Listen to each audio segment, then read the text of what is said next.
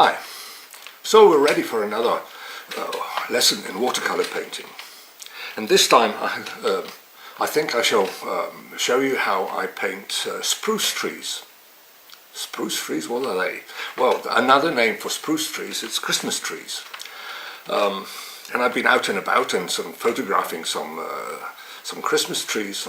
So here you've got an example of a Christmas tree. It's on the edge of a plantation. It's quite a nice tree. It's well built up. It's yeah, one can see how it's built up, and that is important, that you know how these things that you're going to paint are built up. If you've never seen a Christmas tree and you want to paint a Christmas tree, then you've got a bit of a problem. But if you've seen one and looked at it and studied it and see where the stem is and where the branches are and how they are built up and where are the more branches and fewer branches and things like that, then it's quite easy to paint a Christmas tree. But before I start painting it, I think I shall draw it with a pencil, because it's much easier to find out how things hang together by drawing it first with a pencil, and then by the side of it I'll show you how I paint it. When I start drawing such a tree, the first thing I decide is how tall the tree is. You'll find out in a minute why I do this, but I put two pencil marks here, and I decide my tree is going to be as high as the area between the 2 points here.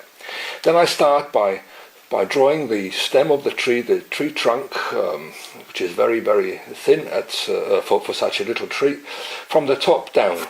And I don't draw it all the way down. You'll see why in a minute. When I look at the tree, I can see it's got some small branches right at the top, and they sort of go from the tree trunk, from the stem, out towards the sides. Another thing which you will notice on a Christmas tree is that the branches are sort of bunched in areas. I mean, they are in layers. I mean, you've got one layer here with 5 or 6 small branches, and they've got another one here and here and here. And further down you go, so of course the branches will get longer from the stem, go further away from the stem. And when you get to about here, you will notice that you cannot see the stem anymore, because there are so many branches now that the whole thing covers over the stem, and that disappears in all these branches, which again are getting longer and longer the further down the tree you go. In the end they can be quite long at the bottom here, and in the middle here, where you expect to see the stem, the tree trunk, it disappears. So this is a spruce or a Christmas tree.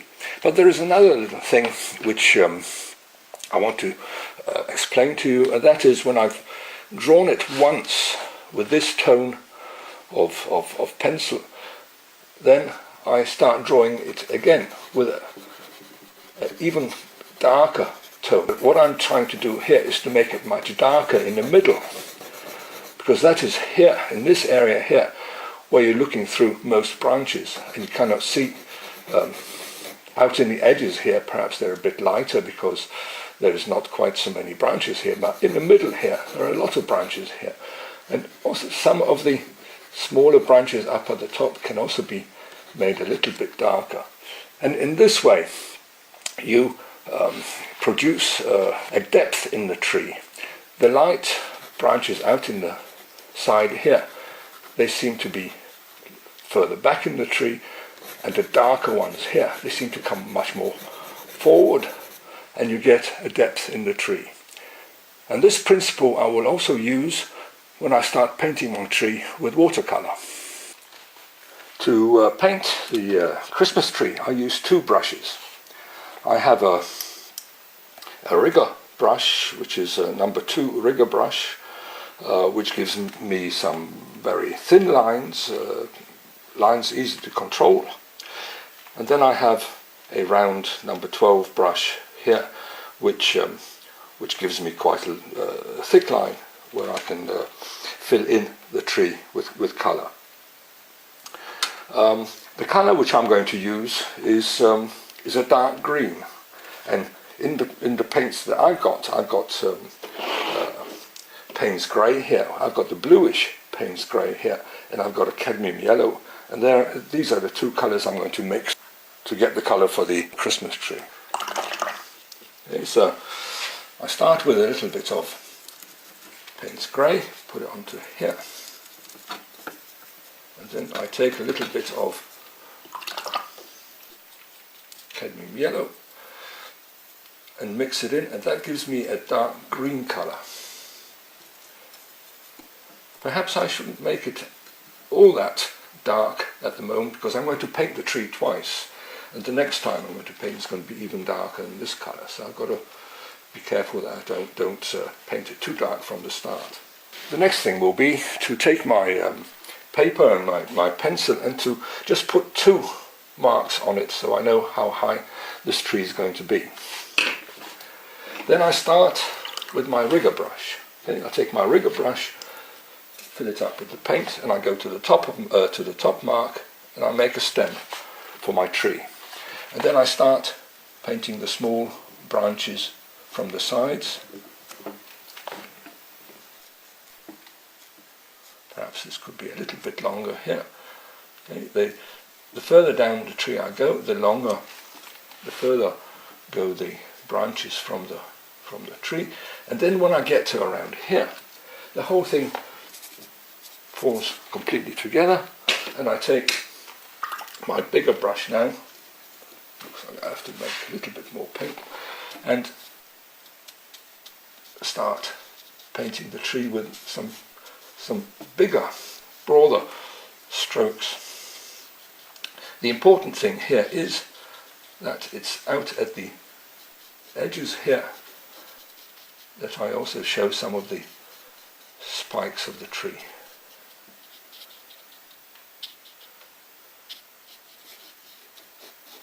Okay. And this is the tree painted the first time. Now I will let this painting dry. I can use a hairdryer here.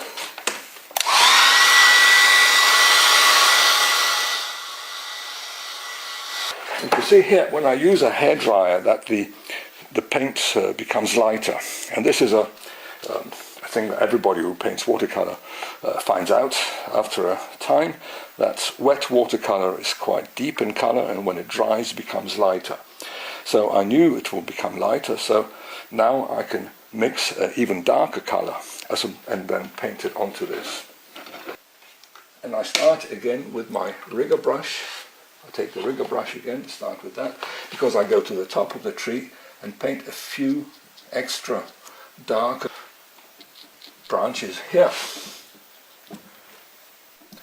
And you can see that if I can still see some of the lighter branches and paint some of the darker branches, then I'm beginning to get a little bit of depth in my tree. Then when I come here, I continue with the dark colour. I paint some of the branches which I mean are further forward in the tree, but I still leave some of the lighter branches which I painted before.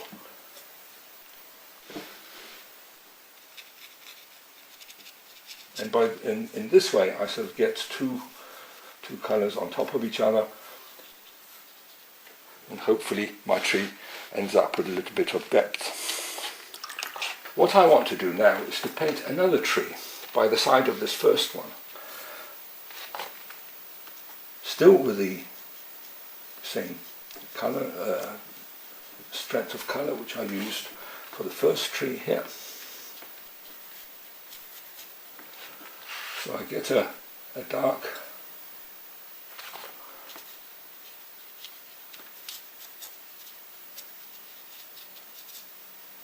tree here, and standing by the side of the first one. Here the two trees run into each other, so the two colours can merge here.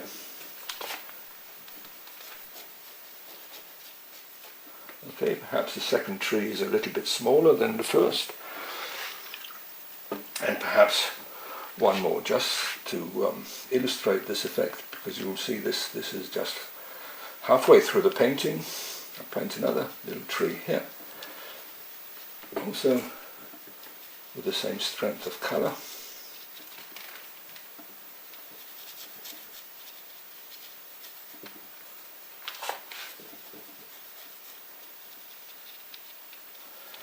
It doesn't really matter if you get all these spikes sticking out of the tree. If it looks good, then it's all right. Now I'm going to let these two trees dry with a hairdryer here. And now I paint them as I did with the first tree, a little bit darker. Now they are dry, so I can get another layer of paint on. This is to get the depth into the trees. You can see that at the top of the tree where I need some sharp, fine lines. Then I use the tip of the rigger brush, but when I get further down the tree, I just press the rigger brush against the paper and I get a random pattern of colour. The darker colour here makes the foliage come forward. But now the interesting thing is, watercolour is a medium which is very good at painting things in mist and fog and things like that. So now if I take this colour which I just used and water it down a bit until I get a very light colour, then I can use this colour for the trees that are standing in the background. And these trees are only painted once. So you shouldn't go around and painting them 2 or 3 times and building the strength of the colour up. They've got to be painted just once, because they've got to go into the background of this painting here. And you can see, because these trees are standing behind the ones in the front, so you don't have to paint so much. That is this one. This is the really good thing about it. You can paint these trees very, very quickly. They are standing in the background and they are just a shadow of a tree. And the effect of these very faint trees, or rather trees painted with very faint paint, against the trees painted with the stronger paint, gives a very nice effect of depth amongst the trees. In a Christmas tree forest or a spruce forest or whatever you want to call it. While I've got your attention here, I would like to tell you about my ebook. If you're interested in learning a few more techniques, watercolour techniques, and you like the way I present things and teach things, then you could go to my website and you can have a look at my ebook. It's a book written specially with beginners in mind. The book contains 23 chapters which concern themselves with landscapes and water, the sea. The book is now improved with extra illustrations and video clips, and it costs $15 US or 13 euros. Payment is by PayPal, and I send the book by email. So go to my ebook web page. The address will come here soon, and you'll see the content of the chapters. Then decide if you want to buy it. Here you have 3 illustrations that you can use to practice painting Christmas trees, and in a moment there will be a little gallery of some of the paintings with Christmas trees or spruce trees that I have painted. Hi.